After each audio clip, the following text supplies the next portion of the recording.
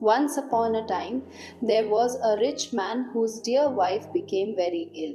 Sensing her strength fading, she called her only daughter to her bedside. "My sweet child," she said gently, "stay kind and good, and I will always be close to you in your heart." With those words, she closed her eyes and passed away. The girl visited her mother's resting place every day, and true to her promise, she remained kind and good. When spring arrived the next year, the father married again. His new wife brought two daughters into the home. Though they appeared lovely, their hearts were unkind. "She doesn't belong in the parlor with us," they declared, beginning a time of hardship for the girl. They stripped her of her pretty clothes, giving her an old grey smock and wooden shoes. "Look at the proud little princess in rags." They laughed, forcing her into the kitchen. From morning till night, she worked tirelessly, rising early to carry water, light fires, cook, and wash. The stepsisters made her life difficult, teasing her and spoiling her work by spilling peas and lentils into the ashes of the hearth. At night, with no bed of her own, she curled up on the warm hearth, and because she was always covered in dust and soot, they called her Cinderella. One day, her father prepared for a trip to the market fair. He asked his stepdaughters what gifts they desired. One wanted beautiful dresses, the other pearls and jewels. "And you, Cinderella?" he asked.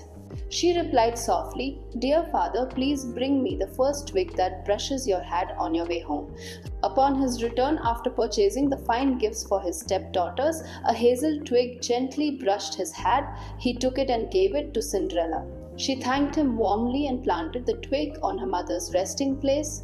Soon it grew into a lovely tree. Each day, Cinderella visited the tree 3 times, and whenever she did, a little white bird would land on its branches, tossing down whatever she had wished for. The king announced a grand festival that would last for 3 days, inviting every young woman in the land so his son could choose a bride. The two stepsisters, ecstatic, ordered Cinderella to help them prepare.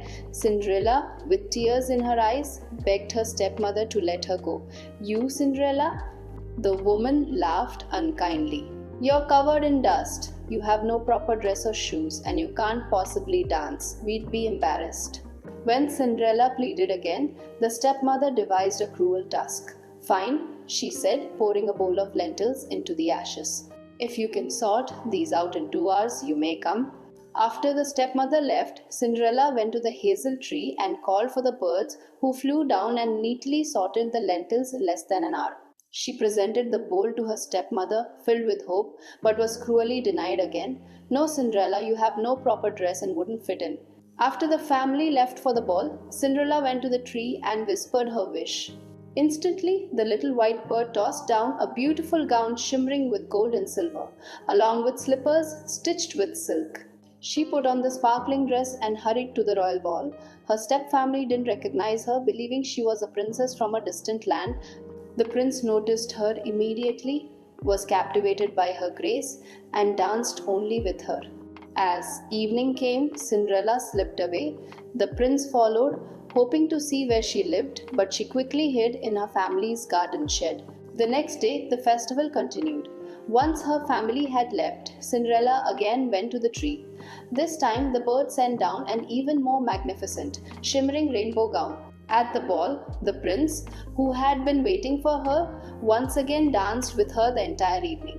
When she left, she nimbly climbed a tall pear tree in the garden to hide. On the 3rd day, the bird gifted her the most dazzling gown yet, sparkling like sunlight with slippers of shimmering gold. At the ball, the prince, determined not to lose her again, had the palace steps coated with a sticky pitch. As Cinderella hurried away, one of her golden slippers became stuck. The prince picked it up and, the next morning, went to Cinderella's home, announcing, "Only the girl whose foot fits this golden slipper shall become my bride." The two stepsisters were thrilled, each believing her foot would fit. The eldest tried, but her big toe was too large. Her mother advised her to force it, whispering that she wouldn't need to walk much as a queen. She managed to squeeze into the shoe, and the prince began to ride away with her. But as they passed the hazel tree, 2 doves called out that the shoe was too tight and the true bride was still at home. The prince returned and asked the younger sister to try. Her heel was too big, but she painfully forced her foot into the slipper and rode off with the prince. Again, the doves revealed the truth. The prince, returning once more, asked the father if he had another daughter. The father hesitantly admitted he had Cinderella, his first wife's child, but insisted she couldn't be the bride. The prince insisted on seeing her. Cinderella, after washing her face and hands, shyly entered the room. She sat on a small stool, took off her wooden clog, and her foot slid perfectly into the golden slipper. The prince looked into her gentle eyes and recognized the beautiful girl he had danced with. "This is my true bride," he declared joyfully. The stepmother and stepsisters stared in disbelief as the prince helped Cinderella onto his horse and rode away with her. At their royal wedding, the stepsisters attended, seeking to gain favor, but Cinderella, with her gentle heart, kindly welcomed them and forgave their past cruelty. And so, because she remained kind, patient, and true to her heart, Cinderella and the prince lived happily ever after.